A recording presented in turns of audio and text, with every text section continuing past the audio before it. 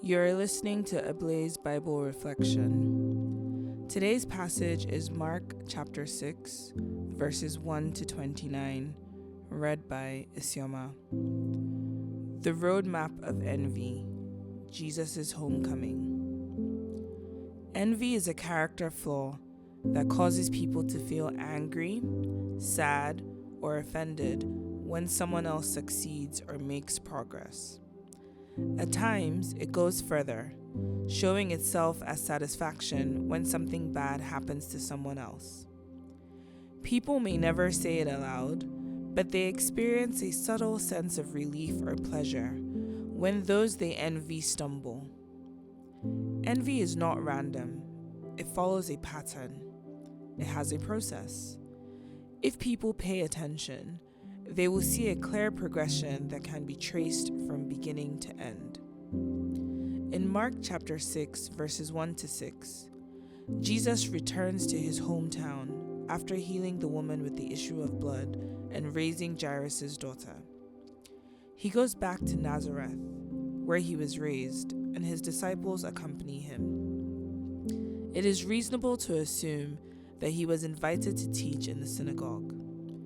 A hometown teacher returns, stands before familiar faces, and begins to teach. When Jesus speaks, he teaches with authority, wisdom, and power.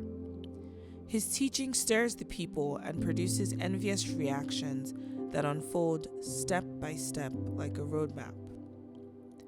The process begins with admiration, which is often the first stop on the road of envy. After listening to him, Mark tells us that the people were astonished. They were impressed enough to ask, "Where did this man get these things? What is this wisdom given to him? How are such mighty works done by his hands?"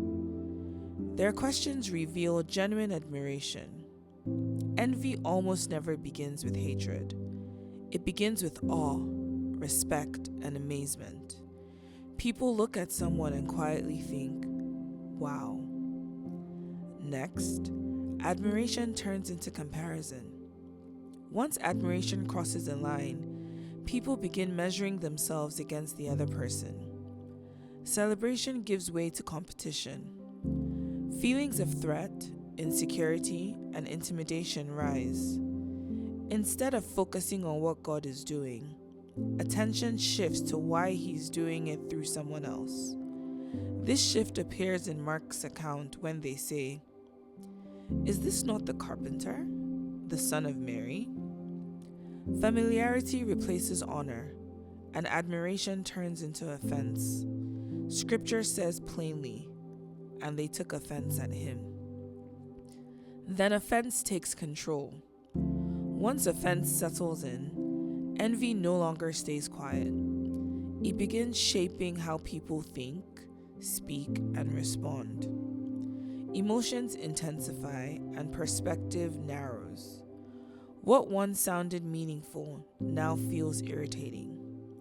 What once invited reflection now provokes resistance. Instead of engaging with the message, people react to the messenger.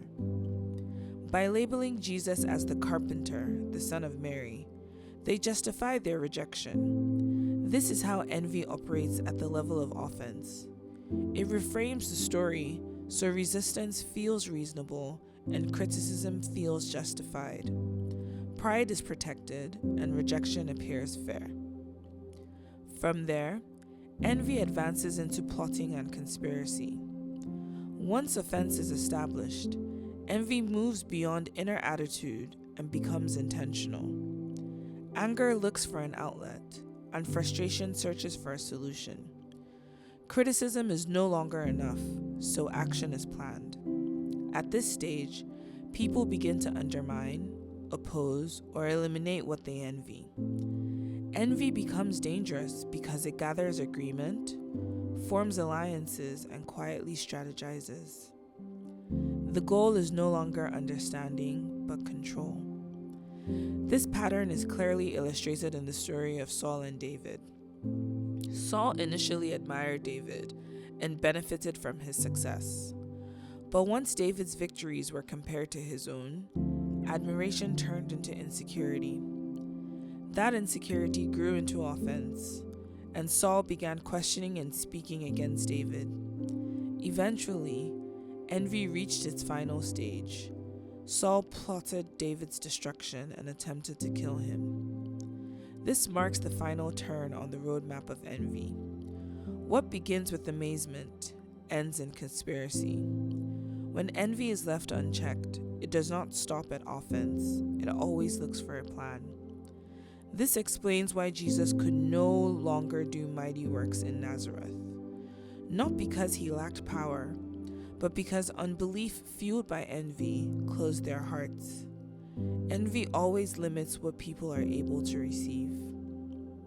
The same pattern appears in everyday life.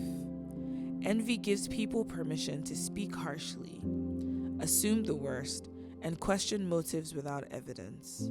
It turns discomfort into criticism and insecurity into judgment. At this stage, envy disguises itself as honesty or discernment, while offense quietly works to protect pride and resist what feels threatening. May God deliver us from the vice of envy and protect us from all evil. God bless you. Stay close to the Word, the Ablaze team.